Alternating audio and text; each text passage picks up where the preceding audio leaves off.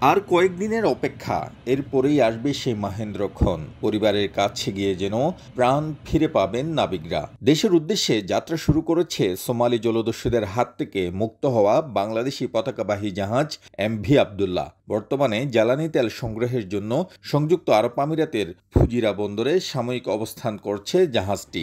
আগামী 11 মে দিবাগত রাত অথবা 12 মে ভোর রাতে 23 নাবিক সহ বাংলাদেশের কুতুবদিয়া চ্যানেলে পৌঁছাতে পারে এমভি আবদুল্লাহ। এরপরেই পরিবারের দেখা পাবেন নাবিকরা।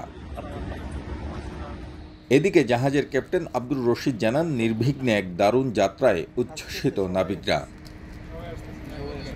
গেল 12 মার্চ আফ্রিকার মোজাম্বিক থেকে কয়লা বোঝাই করে সংযুক্ত আরব আমিরাতে আসার পথে সোমালিয়ার জলদস্যুদের কবলে পড়ে বাংলাদেশি পতাকাবাহী জাহাজ এমভি আবদুল্লাহ। দস্যুদের সঙ্গে অনেক দেন দরবারের পর মুক্তিপণের মাধ্যমে 13 এপ্রিল গভীর রাতে অক্ষত অবস্থায় মুক্ত করা হয় 23 নাবিককে।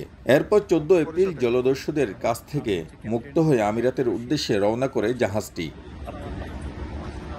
বিকাশে কম খরচে ক্যাশ আউটের লিমিট বেড়ে 50,000, প্রিয় এজেন্টও 2টা। 7 দিন পর 21 এপ্রিল দুপুর 2:30 জাহাজ শারজা সমুদ্র বন্দরের বহির্নোঙরে এসে পৌঁছায়। প্রশাসনিক অনুমতি পাওয়ার পর 22 এপ্রিল সন্ধ্যায় জাহাজটি হামরিয়া জেটিতে নোঙর করলে নাবিকদের সঙ্গে দেখা করে মালিকপক্ষ।